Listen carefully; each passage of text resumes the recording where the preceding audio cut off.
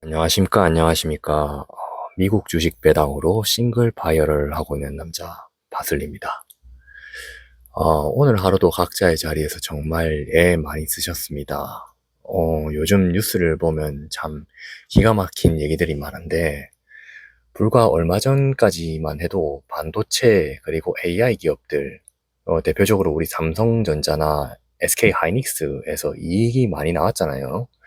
그러니까 그걸 가지고 국민 이익 분배금 막 이런 식으로 돈을 살포하라 이러는 말도 안 되는 소리로 기업 돈을 털어서 민심을 살려고 했었는데, 정작 제 기업들이나 국민들 그리고 주식에 투자했던 사람들이 주가가 떨어질 염려나 아니면 여러 가지 이제 논리적인 근거를 바탕으로, 그게 말이 되는 소리냐, 기업 발목 잡아서 나라 망하게 할 일이냐 이러면서 거세게 반발이 나왔었습니다.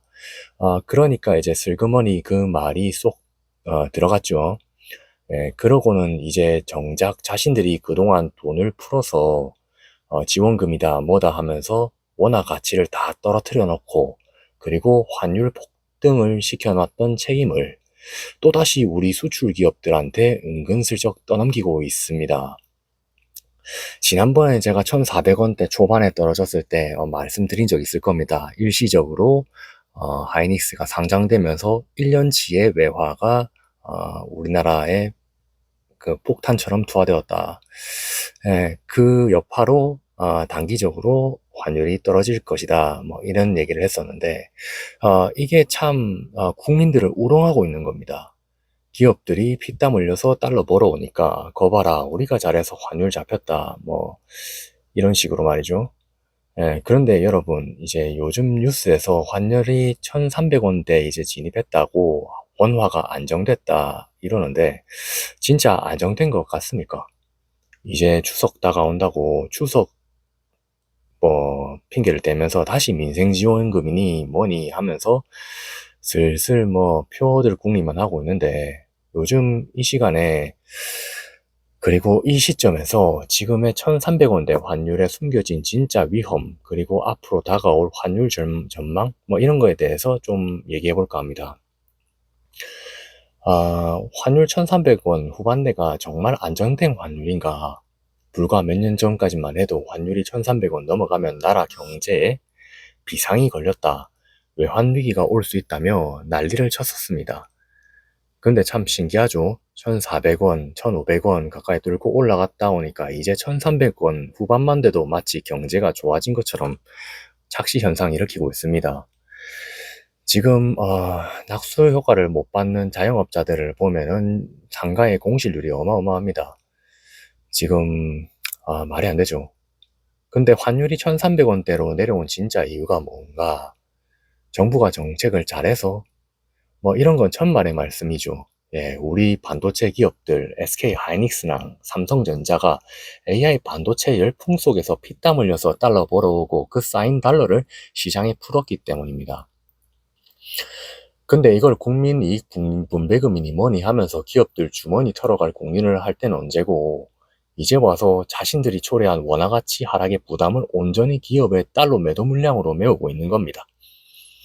한마디로 지금 정책 정부는 돈 뿌려서 생색내고, 뒷수습은 그냥 반도체 기업들이 밤새워서 일을 해서 번 달러로 때우고 있는 구조인 겁니다.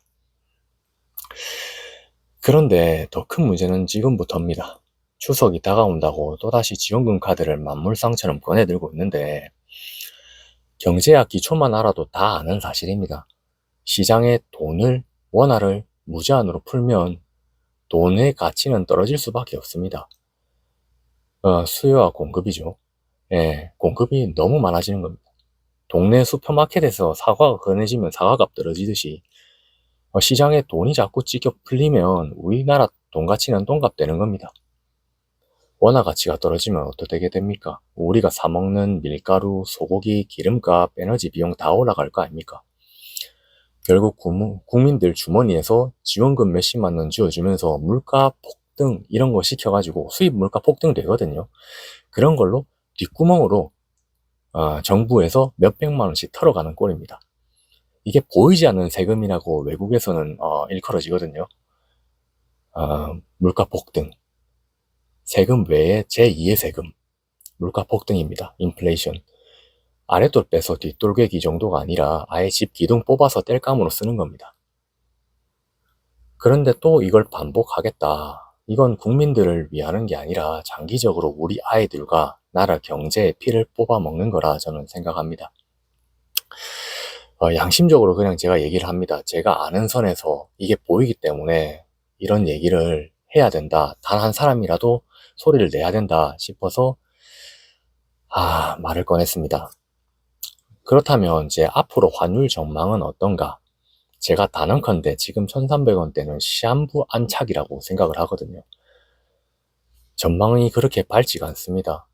지난 영상에도 말씀드린 것처럼 대외 리스크, 중동발 지정학적 불안을 끝날 기미가 좀 안 보이고, 미국 경제의 항방에 따라서 달러 가치가 언제든지 다시 튀어오를 준비가 되어 있죠. 금리 격차도 생길 것이고, 내부적인 체력 문제도 둘째로 있습니다. 9월이 지나가고 수출 기업들이 공급 물량 이런 것들이 줄어들면 어떻게 될까? 나라 안에서는 지원금으로 또 돈을 자꾸 풀어댈 거고, 그쵸? 기업들의 달러 방어막마저도 얇아지면 환율은 다시 1,400원 아니 그 이상으로 언제든 솟구칠 수가 있습니다. 외환 전문가들도 입을 모아서 말하거든요. 지금 1,400원대 후반은 착시일 거다. 구조적인 원화 약세 흐름은 전혀 해결되지 않았다고요. 구조적으로요. 네, 구조적으로. 시중에 원화가 흘러 넘치는데 어느 외국인이 원화 가치를 높게 쳐주겠습니까? 그냥 환율이 오르면 결국 고물가로 이어질 거고 우리 서민들의 삶은 더 팍팍해질 수밖에 없죠.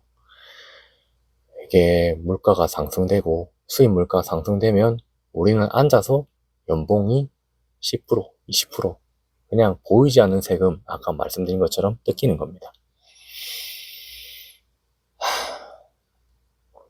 사랑하는 한국 국민 그리고 시청자 여러분,